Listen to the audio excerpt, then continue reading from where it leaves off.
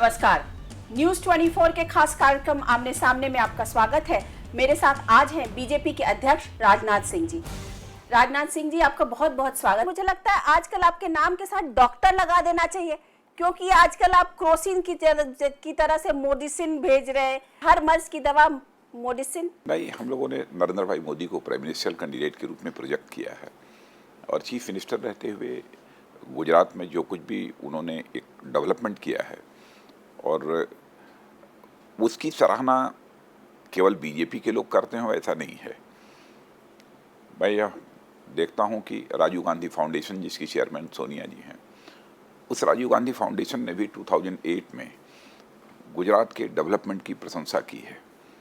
इतना ही नहीं बल्कि अमेरिका की पार्लियामेंट की रिसर्च कमेटी ने भी अपने रिसर्च पेपर में गुजरात के डेवलपमेंट की प्रशंसा की है। तो एक उसको ये गोली आपके सीनियर लीडर्स तो नहीं पचा पा रहे हैं। नहीं, ऐसा है, वो गोली किसी व्यक्ति के लिए नहीं है, किसी लीडर के लिए नहीं है। वो तो मोडिशन, इस वर्ड का मैंने प्रयोग अपनी पब्लिक मीटिंग में कर दिया था। तो मैंने कहा कि देश भी के अंदर भी बहुत सारी ऐसी चुनौतियां हैं, बहुत सारी ऐसी बीमारियां हैं, भ्रष्टाचार है, गरीबी है, बेरोजगारी है। मर्ज की एक दवा मोदी नहीं, उसका कहने का मतलब यह है कि जो पूरी ईमानदारी के साथ और निष्ठा के साथ जो एक संवेदनशील नेता है, उसको हम लोग बीजेपी ने प्राइम मिनिस्टर कैंडिडेट के रूप में, एनडीए ने प्राइम मिनिस्टर कैंडिडेट के रूप में प्रोजेक्ट किया है। तो एक आप उस पर विश्वास कीजिए, उनके प्राइम मिनिस्टर बनने के बाद इन सब सारी जो चुनौतियां हम लोगों के सामने खड़ी हैं, इन पर विजय पाने में हम लोगों को कामयाबी हासिल होगी। लेकिन राजनाथ जी, एक बात बताइए, बीजेपी जैसी इतनी कद्दावर पार्टी और आप उसके अध्यक्ष, इतनी बड़ी पार्टी, हर राज्य में हर जगह उसका संगठन है, इतने कार्यकर्ता है, इतने, लेकिन आप लोगों ने आज अपनी पार्टी का अस्तित्व जो है वो मोदी में मिला दिया। क्यों? हर जगह मोदी, अब की बार मोदी सरकार, अब की बार मोदी सरकार, बीजेपी की सरकार कहीं नहीं। जब बीजेपी की सरकार जब बनेगी, बीजेपी के कैंडिडेट्स जब जीत कर आएंगे, तभी मोदी सरकार बनेगी। नरेंद्र भाई तो बोलते आप हमको जिताओ, हमको वहां पर पहुंचाओ, हम जो है वहां पर एकदम हर चीज जो है सब पूरे दिन बदल जाएंगे। नहीं, स्वाभाविक है, कोई कहेगा कि पार्टी ने हमें प्राइम मिनिस्टर कैंडिडेट के रूप में प्रोजेक्ट किया है। यह देश हमारा गंभीर संकट के दौर से गुजर रहा है। इस देश को संकट से निजात दिलाने के लिए हम लोग पूरा प्रयत्न करेंगे और देश को संकट से निजात दिलाएंगे। तो ये भरोसा और विश्वास जनता के अंदर पैदा करना, ये कोई बुरा तो है नहीं। कहते हैं कि नरेंद्र मोदी की ये सोच है, जो उनकी इमेज है उसके हिसाब से, कि पार्टी वार्टी कुछ नहीं, ना खाता ना बही, जो मोदी कहे वही सही। ये सब एक धारणा बनाई गई है, गलत धारणा है। ये सब धारणा है, जितनी चीजें वो सब धारणा है, और जो मोदी कह रहे हैं या जो वो सोच एक चल रही है वही सही है। ऐसा नहीं, ऐसा जो पार्टी की सोच है वही मोदी की भी सोच है। मैं समझता हूँ दोनों को अलग करके नहीं देखना चाहिए। भारतीय जनता पार्टी, नरेंद्र भाई मोदी, राजनाथ सिंह और पार्टी का हमारा कार्यकर्ता, कोई भी कार्यकर्ता, सभी एक दूसरे पार्टी के साथ एक दूसरे के पूरक हैं। लेकिन राजनाथ जी, ये बताइए कि क्या आप लोगों को लगा कि इस बार अगर हम नहीं आए तो वो एक सेंस ऑफ डेस्परेशन था बीजेपी में? नहीं, ऐसा नहीं। देश को लेकर निश्चित रूप से इस बात की चिंता थी हम लोगों को कि कांग्रेस लेड यूपीए गवर्नमेंट ने अपने 10 वर्षों के शासनकाल में देश को लाकर जिस संकट के भंवर में खड़ा कर दिया है, यदि हमने देश को इस संकट के भंवर से बाहर नहीं निकाला तो मैं समझता हूँ देश ये तबाह हो जाएगा और यहाँ पर बिल्कुल एनार्की पैदा हो जाएगी।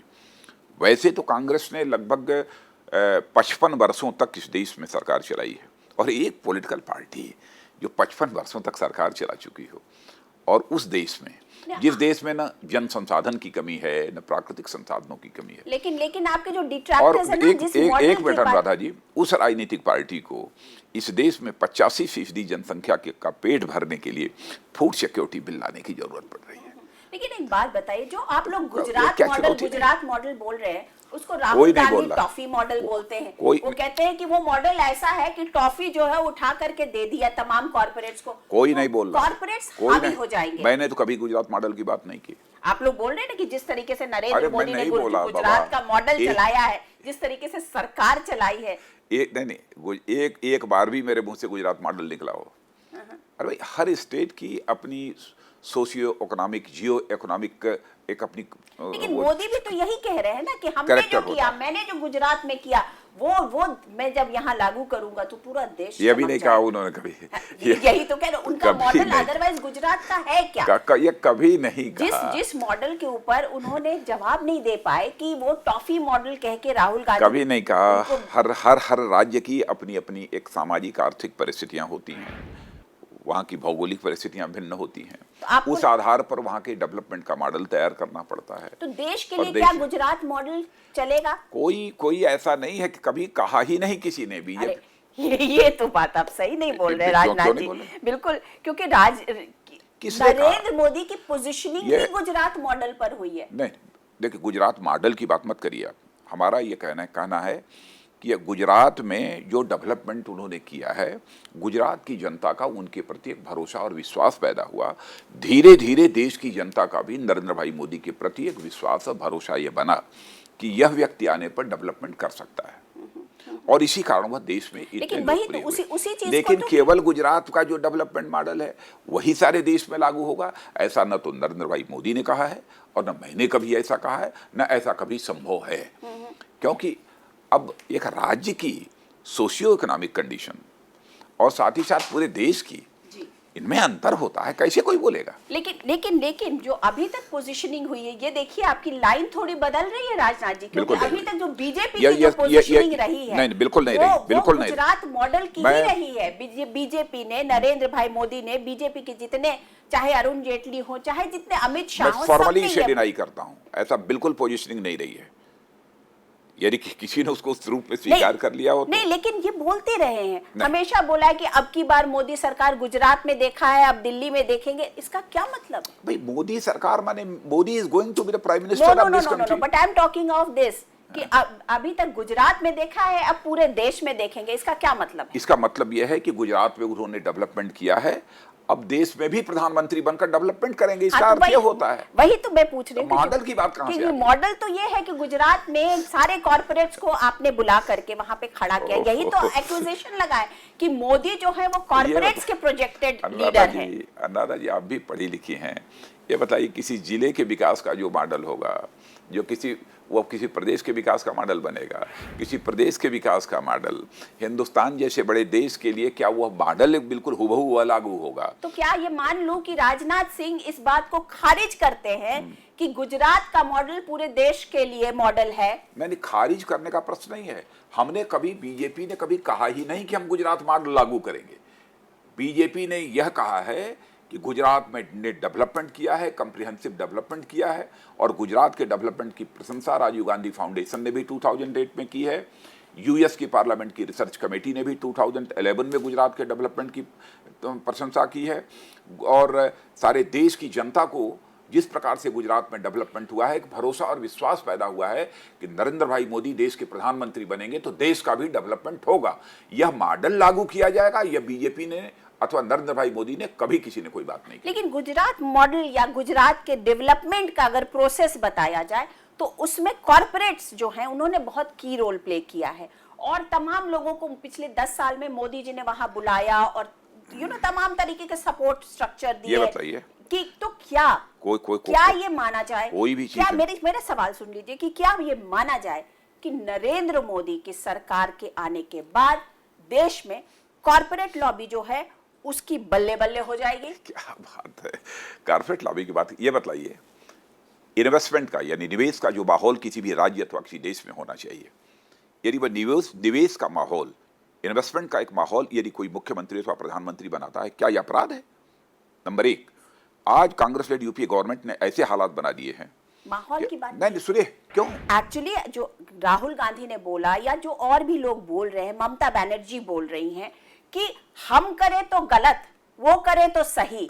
अगर हमने किसी को जमीन दे दी तो स्कैम, अगर उन्होंने दे दी जमीन तो डेवलपमेंट। ये कौन सा मॉडल है? कोई देश का ऐसा राज्य नहीं है जो कि डेवलपमेंट के लिए जमीन का एलोकेशन न करता हो। जमीन का एलोकेशन करना ये उसकी बाध्यता है, उसकी मजबूरी है, उसको करना पड़ेगा। लेकिन कांग्रेस लेड यूपीए गवर्नमेंट ने जो हालात इस देश में किए हैं, वैसा माहौल हम भारतीय जनता पार्टी की गवर्नमेंट किसी भी सूरत में नहीं बनने देगी। यहाँ के डोमेस्टिक इन्वेस्टर्स जो अपने घरेलू हमारे पूंजी निवेशक हैं वो अपने देश को छोड़कर दूसरे देशों में जा रहे हैं निवेश करने के लिए। फॉरेन इन्वेस्टर्स की बात तो छोड़ दीजिए, तो अब क्या हम अपने ऐसे हालात ना पैदा करें कि हमारे जो कारपोरेट्स हैं, हमारे देश के जो पूंजी निवेश करने वाले लोग हैं वो हमारे राज्य में करें। ऐसा कोई मुख्यमंत्री करता है तो अपराध करता है। नहीं, वही तो उसकी सराहना की जानी चाहिए। वही तो कह रहे हैं कि अगर बीजेपी या नरेंद्र मोदी करे तो वो सही और दूसरे कोई करे तो वो गलत। जैसे उदाहरण बताइए। आप लोगों ने हंगामा किया कि हरियाणा में ये क्यों हो रहा है। आपने ये अगर वही CLU अगर गुजरात में ठीक होता है तो वो सही है, अगर वही CLU अगर हरियाणा में होता है तो वो सही नहीं है। मेरी बात सुन लीजिए। देखिए, इक्विटी तो होनी चाहिए। देखिए, लैंड यूज जो बदला है हरियाणा का, उसके प्रमाण हैं और वह प्रमाण अदालत के सामने भी रखे गए हैं। मामला अदालत में चल रहा है, सब जुडिस है। गुजरात का एक भी ऐसा मामला नहीं है जो कि अदालत के सामने पेश करने की नौबत आई हो, कोई आधार नहीं बना था। दोनों को इक्वेट मत करिए। अच्छा, दूसरी चीज, एक मामले को लेकर तो मेरे खिलाफ प्रिविलेज मोशन मुझे मूव कर दिया था। था तो प्रिविलेज मोशन, क्यों नहीं मेरे खिलाफ कोई कार्रवाई हुई? यदि गलत थे, एक तथ्य यदि गलत थे, क्यों नहीं कार्रवाई हुई हमारे खिलाफ? राहुल गांधी कह रहे हैं कि पूरे बड़ौदा की तरह जगह जो है वो अडानी को दे दी, पूरे के पूरे सी बीचेस उठा के दे दिए। हमारा यह कहना है कि मध्य प्रदेश हो, गुजरात हो, कहां पर लैंड एक्विजिशन को लेकर कोई केस इस समय अदालत के विचाराधीन है, तो किसी ने कोई केस फाइल किया हो? आपने करप्शन के चार्जेस लगाए, लेकिन आपने येदुरप्पा को वापस लिया। सुन लीजिए मेरी बात पूरी तरह से। देखिए, येदुरप्पा जिस समय उनके ऊपर चार्जेस लगे वहां के चीफ मिनिस्टर थे। जो ही उनके ऊपर चार्जेस लगे, प्राइमा फेशिया केस बना, उसी समय येदुरप्पा ने भी फैसला किया और पार्टी ने भी फैसला कर दिया कि अब वह मुख्यमंत्री पद पर नहीं रहेंगे। पार्टी में वह बने हुए थे क्योंकि मामला सब जुडिस था। वो पार्टी छोड़ गए थे तो पार्टी छोड़कर अपने से गए थे और पार्टी में वो अपने से आए। क्योंकि 10 साल से यूपीए की सरकार है, माहौल खराब है, आप लोग हर चीज को अपनी जस्टिफाई करने पर आजकल तुले पड़े हैं। मैं ऐसा गलत काम नहीं करता हूँ अनुराधा जी, इसलिए ऐसा मत करिए हमसे। अच्छा, ये बताइए कि ममता जी से तो इतनी दोस्ती थी, फिर क्या हो गया? आज वो आपको कसाई कह रहे हैं, आप कह रहे हैं अरे ममता जी आप सांस ले लो नहीं तो सांस फूल जाएगी, थोड़ा थम जाओ। ये सब क्या मतलब होता है? वो अलग की बात है। लेकिन क्यों कहा था उन्होंने, मैं बतला दूं आपको। उन्होंने ये कहा था कि कहने का पर्पज यह था कि यदि हम सेंटर में आ जाते हैं, बीजेपी लेडी एनडीए गवर्नमेंट बन जाती है, तो जो भी स्टेबल गवर्नमेंट है, जो स्थायी सरकारें हैं, उनको डिस्टेबलाइज नहीं करना चाहेंगे कांग्रेस की तरह। यह हुआ था। दूसरी चीज, हम किसी सरकारों को कि हमारी पॉलिटिकल पार्टी की यह सरकार नहीं है, इस कारण जो फाइनेंशियल असिस्टेंस स्टेट को मिलनी चाहिए हम नहीं देंगे। ऐसी इनजस्टिस हमारी सरकार रहने पर नहीं होने पाएगा। जो भी आवश्यक पैकेज की जरूरत होगी वेस्ट बंगाल के डेवलपमेंट के लिए अथवा नॉन बीजेपी रूल्ड किसी भी स्टेट के लिए, तो उन स्टेट्स के साथ हम इनजस्टिस नहीं करेंगे और न तो किसी अस्थायी सरकार को हम जो है उसको गिराने की अथवा उसको वो करने की कोशिश करेंगे। ऐसा नहीं करेंगे। ये मैसेज देना यह पर्पस था। नहीं, लेकिन ये अब अगर आप फिर इसको जस्टिफाई कर रहे हैं, पर्पस तो ये था कि किसी तरीके से ममता ये बोले कि हम नरेंद्र भाई मोदी की सरकार को सपोर्ट करेंगे। वो जानते थे पहले से नहीं बोलेंगे ना, ये मालूम था मुझे मालूम था कि ममता नहीं आई। ममता आपको नहीं, मैं जानता हूं उनके लिए संभव नहीं है, ये तो मैं पहले से जानता थी। नरेंद्र भाई मोदी को भी मालूम है। एक तरीके से जाके आप उनको तो कैडबरी सामने में दे रहे हो, आप उनको टॉफी दे रहे थे कि ममता जी आप आएंगी, हम डिस्टेबलाइज नहीं करेंगे, हम आपको फाइनेंशियल पैकेज देंगे, और उसके बाद सडनली ऐसा हो गया कि अब ममता जो है और नरेंद्र मोदी, मतलब जिस तरीके से उनमें वाक्य युद्ध चल रहा है वो तो महाभारत ही उसको कहा जा सकता है। तो युद्ध क्या चल रहा है? चुनाव में थोड़ी बहुत चीजें तो सब होती रहती हैं, लेकिन अब शब्दों का प्रयोग नरेंद्र भाई मोदी ने नहीं किया है, इतना मैं कह सकता हूँ। अब शब्दों का एक भी कोई अपशब्द यदि प्रयोग किया हो नरेंद्र भाई मोदी ने तो आप बतला दीजिए, मैं उसके लिए मैं स्वयं खेद व्यक्त करता हूं। मैं समझता हूँ सामान्य शिष्टाचार के ये जो मोदी जी उस रैली में बोल रहे थे वो शिष्टाचार से थोड़ा सा ज्यादा था। अब देखिए, सबकी अपनी शिष्टाचार की अलग अलग डेफिनेशन होती है, तो मैं ये मान लिया जाए कि मोदी जी की शिष्टाचार की डेफिनेशन थोड़ी सी अलग है। आपकी अपनी डेफिनेशन है, मैं ऐसा नहीं मानता। जी की तो डेफिनेशन है कि छोटे मन से कोई बड़ा नहीं होता, टूटे मन से कोई खड़ा नहीं होता। तो मोदी जी की क्या डेफिनेशन है? यही है, छोटे मन से कोई बड़ा नहीं होता। हाँ, टूटे मन से। तो मोदी जी को बड़ा मन करना चाहिए था और बोलना चाहिए था कि ममता दीदी आप तो हमारी दीदी हो, आपको मैं प्रणाम करता हूँ, आपको मैं साष्टांग करता हूँ। इसमें क्या हो गया? इतना इतना इतना छोटा मन क्या? अगर ममता के कुछ लोगों ने बोल दिया तो इस तरीके से रिएक्ट करने की क्या जरूरत है? वाह अनुराधा जी, ये बताइए उन्होंने क्या कहा? उन्होंने कहा ना कि आराम से बोलो आप। नहीं, मोदी जी आजकल बातों को ट्विस्ट कर रहे हैं, चाहे वो प्रियंका गांधी की बात हो। आप मोदी से तो नाराज उन्होंने बोला कि नीची राजनीति नहीं करना चाहिए, तो सीधे जोड़ दिया कि मुझे नीच कह रही हैं। मतलब लोग ये पूछ रहे हैं कि मोदी जी क्या कि ये थिएटर कर रहे हैं क्या आजकल? नहीं, आप इतनी नाराज क्यों? नहीं, हम नाराज नहीं, हम तो पूछ रहे हैं पार्टी अध्यक्ष से कि आपके प्रधानमंत्री के कैंडिडेट है। हमारा प्रधानमंत्री का उम्मीदवार जो है बहुत ही सुलझा हुआ, और लोग उनसे कुछ एक्सपेक्ट करते हैं, और इस देश का विकास करने की जिसके दिल के अंदर तड़पन है, वह ऐसा उम्मीदवार है। मैं समझता हूँ कि उसकी नीयत के ऊपर और उसके नजरिए के ऊपर कहीं से भी संदेह करने की कोई गुंजाइश नहीं है, और करना भी नहीं चाहिए। लेकिन जब वो बोलते हैं कि प्रियंका गांधी ने बोला कि नीच राजनीति को नीची जाति से जोड़ना, नीच राजनीति क्यों कहा? क्या कहने की सब जरूरत है? अगर उन्होंने कहा, माना, अगर क्यों कहा तो आपको रिएक्ट करना। देखिए, एक चीज क्षमा कीजिएगा, मैं बोलना नहीं चाहता था। कभी जो है कांग्रेस पार्टी का कोई अध्यक्ष या पार्टी को कह दे जहरीली पार्टी, कभी पार्टी का उपाध्यक्ष बोल दे कि भारतीय जनता पार्टी चोर, तो ये सब सारी चीजें आप लोगों के ध्यान में नहीं आती कभी? आप बिल्कुल उनसे वही सवाल पूछे जाते हैं। ऐसे शब्दों का प्रयोग, मैं क्षमा कीजिएगा, ऐसे अब शब्दों का प्रयोग हम अपनी पार्टी में नहीं होने देंगे। और कांग्रेस ने जिस तरीके से शब्दों का प्रयोग किया है, यह मैं समझता हूं कि स्वतंत्र भारत के इतिहास में किसी भी राजनीतिक पार्टी ने ऐसे शब्दों का प्रयोग नहीं किया होगा जिस तरीके से कांग्रेस ने किया है। लेकिन और वो भी टॉप पर बैठे हुए। लेकिन एक बात बताइए, ठीक है, कभी कभी सरकास्टिक रिमार्क होते हैं, कभी कभी पब्लिक के बीच कुछ चीजें होती हैं, लेकिन किसी को सीधे सीधे चोर कहना। राजनाथ जी एक बात बताइए, RSVP इस तरीके की बातें जो बोलते हैं, जिस तरीके से एरोगेंस से भरा हुआ मजाक करते हैं, उसको क्या आप सही मानते हैं? नहीं, ये बताइए RSVP का क्या मतलब? राहुल, सोनिया, वड्रा, प्रियंका। तो क्या गलत कहते हैं? गलत नहीं, जिस देश में लंबे देखिए टेलीविजन है, हर कुछ टेलीविजन जो है वो चेहरा, आंख क्या बोल रहा है सब कह देता है। आंख तो मैं किसी की पढ़ता नहीं हूँ, अपनी नजर किसी के सामने बैठता हूँ तो मैं झुका कर ही रखता हूँ। वही तो कह रहे हैं कि जिस पार्टी का अध्यक्ष इस तरीके की मर्यादा को फॉलो करता है, वो मर्यादा आपकी पार्टी के लीडर प्रधानमंत्री तो वो भी करते हैं, वो क्यों नहीं हो रही है? या वो कहीं उसमें गड़बड़ाहट क्यों हो रही है? कोई गड़बड़ाहट नहीं, करते हैं, उसका ऐसा नहीं है। अच्छा ये बताइए कि अगर इस माहौल ये होता है कि बीजेपी और एनडीए की अपनी सरकार अपने बूते पर नहीं बन पाती है, तो एज पार्टी अध्यक्ष आपके पास क्या क्या ऑप्शंस हैं? नहीं बनेगी, पक्का बनेगी। नहीं वो बनेगी, वो तो आप सबकी शुभकामनाएं चाहिए, बनेगी। पर फिर भी ममता जी तो अब अलग थलग हो गई, तो ममता जी से तो लगता नहीं।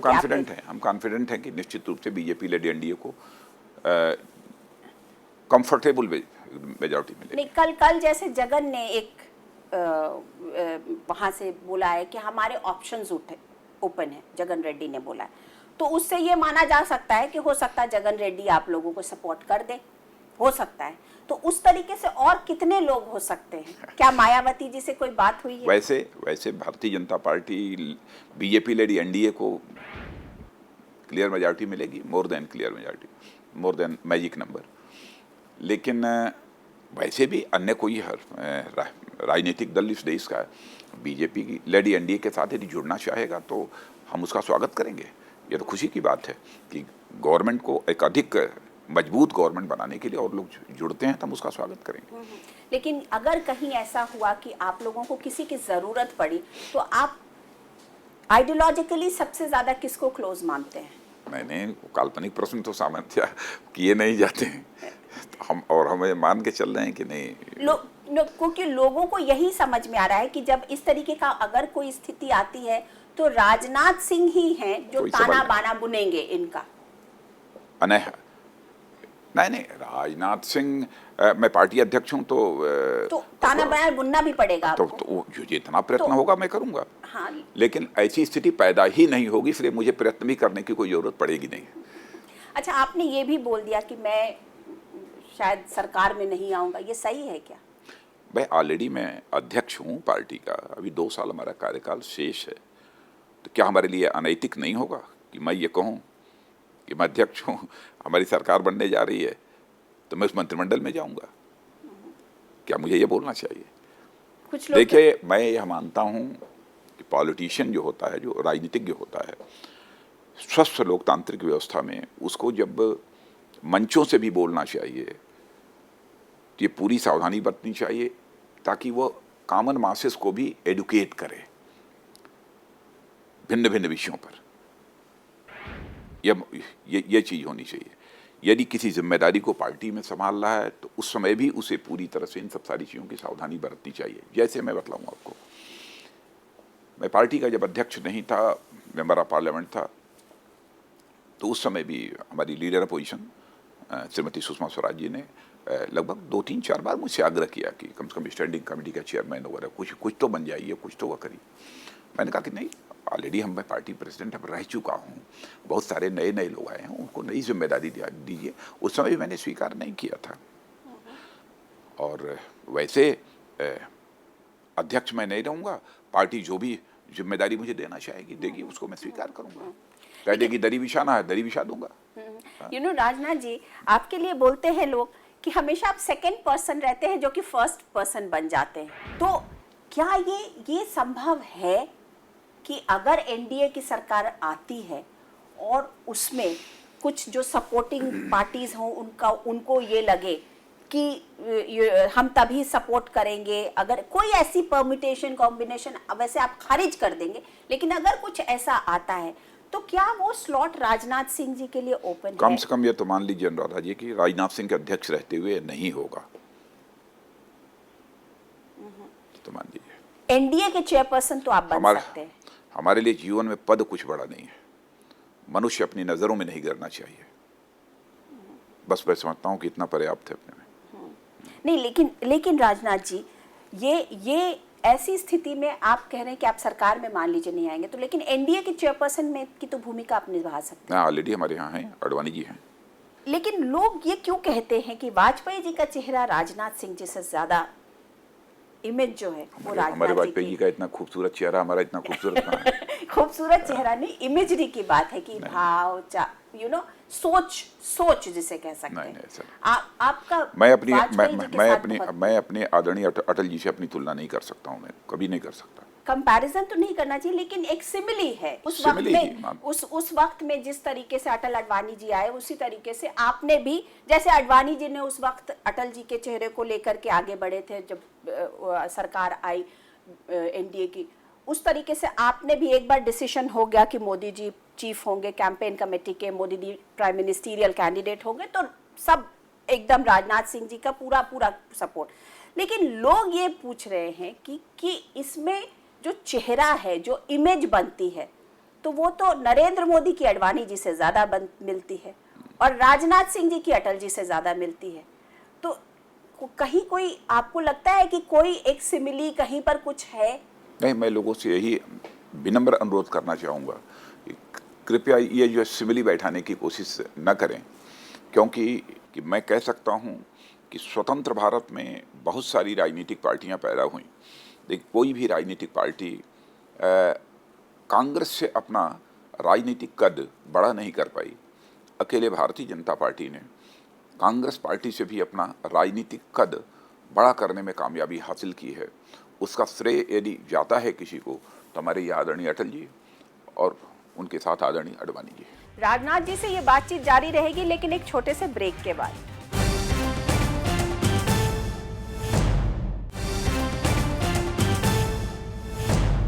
एक बात बताइए राजनाथ जी कि अडवाणी जी बेचारे आज हाशिए पर क्यों खड़े हैं? हाशिए पर नहीं है ना। आपको नहीं लगता है कि उनके साथ इस तरीके का व्यवहार जो हुआ, या जो उनको जिस तरीके से काट दिया गया, जिस तरीके से उनकी बात सुनी जाती थी, आज सब तो अब कुछ नहीं है। आज भी वही सम्मान उनका है जो कि पहले उनका सम्मान हुआ करता था, और मैं विश्वास के साथ कह सकता हूँ कि मैं अडवाणी जी के सम्मान में किसी प्रकार की कोई कमी नहीं आने दूंगा, और कोई उनके सम्मान में कोई कमी आई भी नहीं है।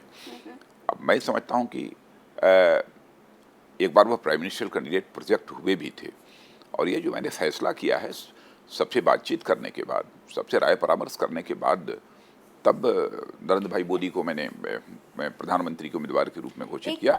मैंने कोई मनमाना नहीं किया है। कहाँ तो प्राइम मिनिस्टीरियल कैंडिडेट और कहाँ अब एक साधारण एमपी होके आएंगे, तो आपको नहीं लगता कि वो खुद उनके कद के साथ खुद उनकी जो पूरी पर्सोना है, उनकी जो इमेज रही है, उसको डेंट पहुंचा है?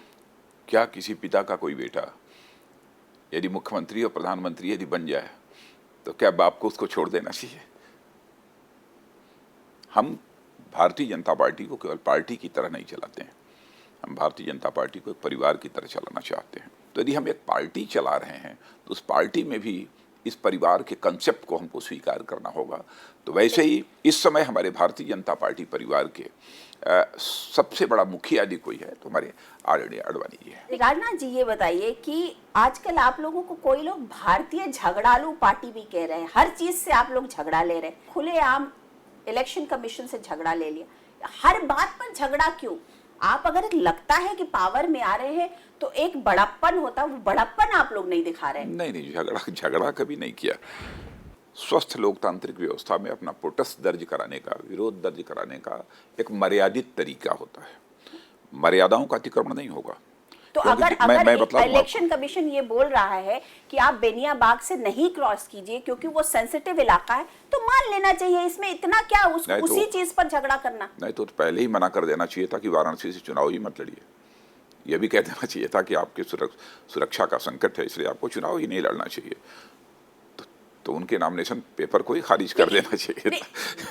वो बात नहीं, लेकिन हर इंस्टीट्यूशंस के साथ आप लोग नहीं देखिए, आप लोगों का जिसे कहते हैं ना स्ट्रेचिंग द लाइन, हर जगह आप लोग अपनी लाइन को स्ट्रेच कर रहे हैं। इलेक्शन कमीशन एक स्वायत्त शासी ऑटोनोमस ऑर्गेनाइजेशन है, उसका हम लोग सम्मान करते हैं, बेहद सम्मान करते हैं, और कभी भी उस पर हम। लेकिन आपके अरुण जेटली, कल अमित शाह, सबने बैठ के, अनंत कुमार, सबने बैठ के खुलेआम अटैक किया कि इलेक्शन कमीशन सुन क्यों नहीं रहा है, हमारी बात नहीं सुन रहा है, वो बायस्ड है। उत्तर प्रदेश में जो कुछ हुआ और विशेष रूप से वाराणसी में, उसमें स्टेट गवर्नमेंट के ऊपर ही विशेष रूप से आरोप लगा है, और उसमें हम लोगों ने इलेक्शन कमीशन को हस्तक्षेप करने की बात कही है। अच्छा, दूसरी चीज, क्योंकि यह तर्क समझ में नहीं आ रहा था कि हम सुरक्षा की दृष्टि से वहाँ व्यवस्था नहीं कर सकते, तो भाई आप वहाँ भी मीटिंग नहीं करने देंगे, शहर में कहीं मीटिंग नहीं करने देंगे, तो आपने वहाँ से प्रत्याशी क्यों बनने दिया? पहले ही अपना स्टेट गवर्नमेंट ने ऑब्जेक्शन फाइल कर दिया होता कि भाई यहाँ पर नरेंद्र भाई मोदी की सुरक्षा वाराणसी में नहीं हो सकती, इसलिए इनको यहाँ से नॉमिनेशन फाइल करने की इजाजत नहीं थी। उन्होंने ये नहीं कहा कि, उन्होंने कहा कि इस रास्ते से मत जाइए। आप कह रहे हैं कि आप लास्ट मिनट में बोल रहे हैं कि आपको गंगा आरती करनी है, तो ये इलेक्शन कमीशन या वहाँ का जो रिटर्निंग ऑफिसर है उसने इन चीजों पर बोला मैंने तो उनको क्लियरेंस दी हुई है। मैं कल उनका बिल्कुल पहले कोई क्लियरेंस नहीं मिली थी, पहले कोई क्लियरेंस नहीं मिली थी। मीटिंग होने वाली है, क्लियरेंस रात को यदि 8 बजे 7 बजे शाम को 6 बजे यदि मिलेगा तो कैसे कोई पब्लिक मीटिंग कर पाएगा?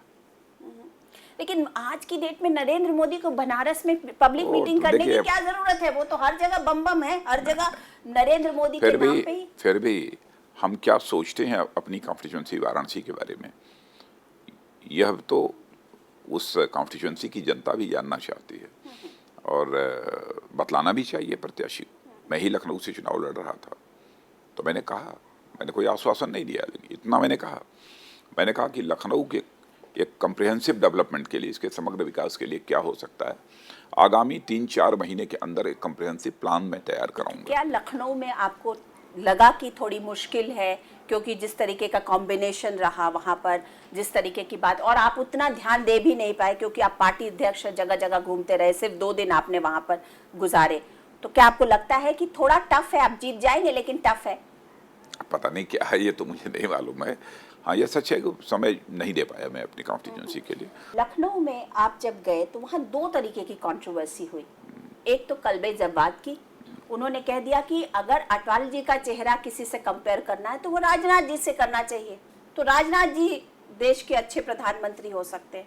उसके बाद एक स्लोगन आ गया कि राजनाथ को हराना है, मोदी को बनाना है। पता नहीं किसका इस तरीके का स्लोगन भी चला। देखिए, वो आपको भी पता होगा, हमें भी पता है। नहीं, मुझे पता नहीं, मुझे बहुत बाद में मालूम हुआ।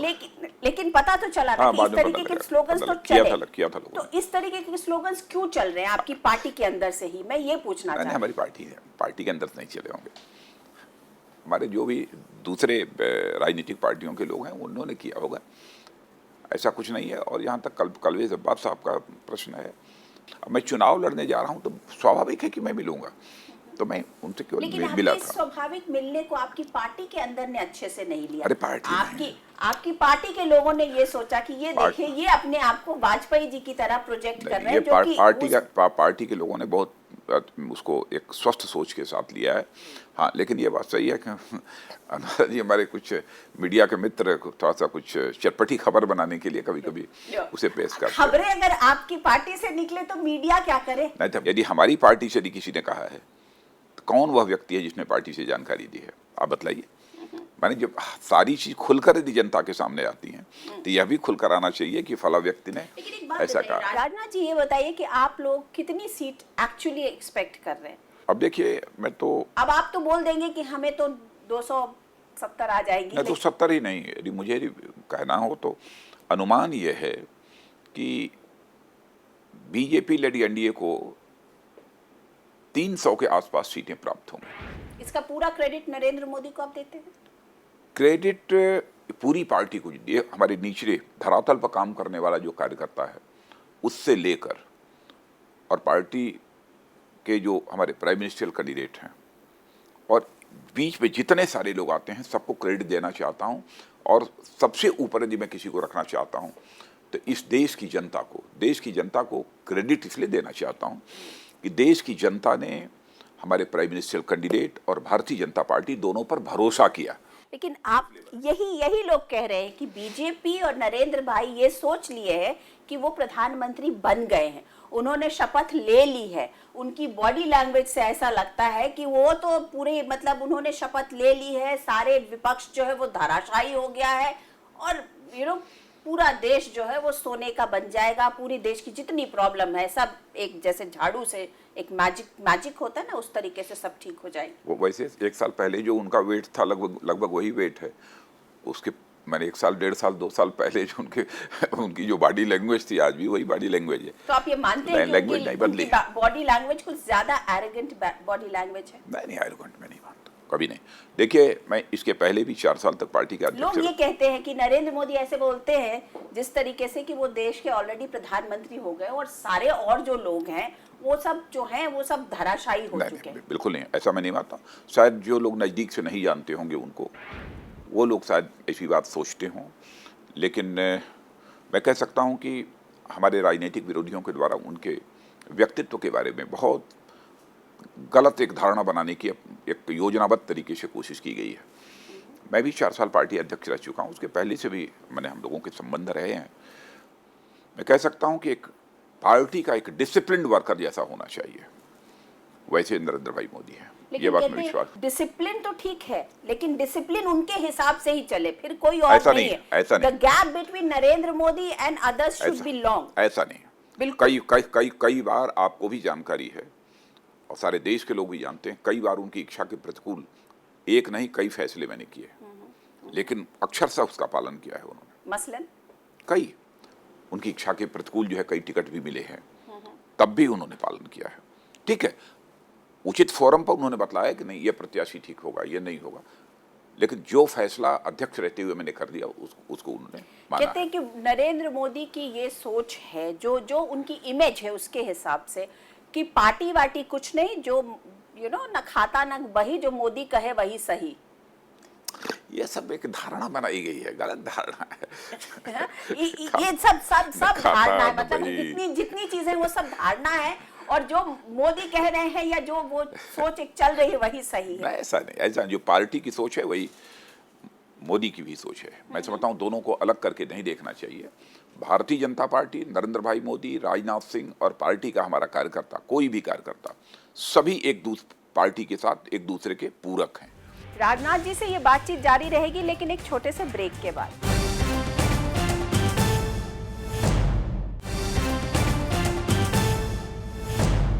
कश्मीर के मुद्दे पर बहुत गहमा गहमी चल रही है, खास करके अब्दुल्ला फैमिली जो है। उमर ने कल कह दिया कि मोदी कहते हैं कि धारा 370 को फिर से इट विल बी रीविजिटेड, तो कश्मीर जो है वो भारत का अभिन्न अंग नहीं रह सकता। इस तरीके की बातें करके गलत है। जो मैं इससे सहमत भारत को जो जोड़ने वाली चीज है भारत को कश्मीर से, वो है 370। नहीं, मैं ये मानता हूँ धारा 370 जम्मू कश्मीर को भारत से अलग करती है। धारा 370 से यदि जम्मू कश्मीर का कोई लाभ यदि हुआ हो तो धारा 370 को हम भी स्वीकार करने को तैयार हैं, लेकिन बराबर नुकसान हुआ है। और आपने देखा होगा कि वहाँ पर गरीबी का संकट, बेरोजगारी का संकट, वहाँ के विकास का संकट जम्मू कश्मीर का निरंतर गहरा होता जा रहा है।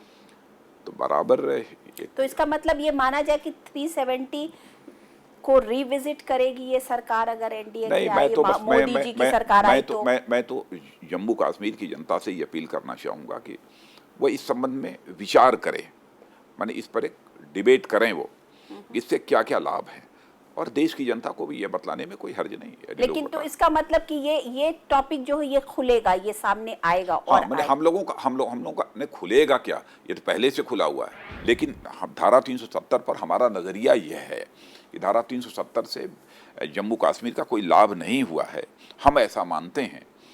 इसलिए मैं जम्मू कश्मीर की जनता से मैं अपील करूंगा कि वो इस पर एक बार विचार करें।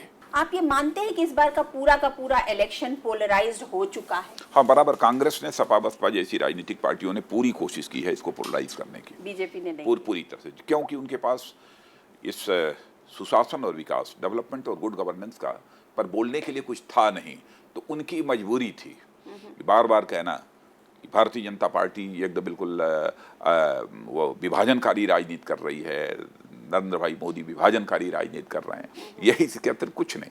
जबकि इस देश का पहला विभाजन यदि किसी ने किया है तो कांग्रेस ने किया है। जयललिता जी से आपके भी बड़े अच्छे रिश्ते हैं, आपके खुद के पर्सनल बड़े अच्छे रिश्ते हैं, क्या उन रिश्तों को आप भुनाएंगे, निभाएंगे, क्या करेंगे? सभी से, हम लोगों के सभी से अच्छे रिश्ते हैं, किसी से कोई कटु रिश्ते नहीं है। हम लोग किसी के साथ कटु रिश्ते रखते हैं। क्या ये संभावना आप देखते हैं कि जयललिता जी एनडीए में आ सकती हैं? मैंने, हमको स्पष्ट बहुमत हासिल हो रहा है बीजेपी लेड एनडीए को। अनुराधा जी, आप सबकी शुभकामनाएं चाहिए। Thank you so much. तो ये थे भाजपा अध्यक्ष राजनाथ सिंह जी आमने सामने में। मैं अनुराधा प्रसाद किसी नई पर्सनालिटी के साथ आपसे फिर मिलती हूँ, तब तक के लिए नमस्कार।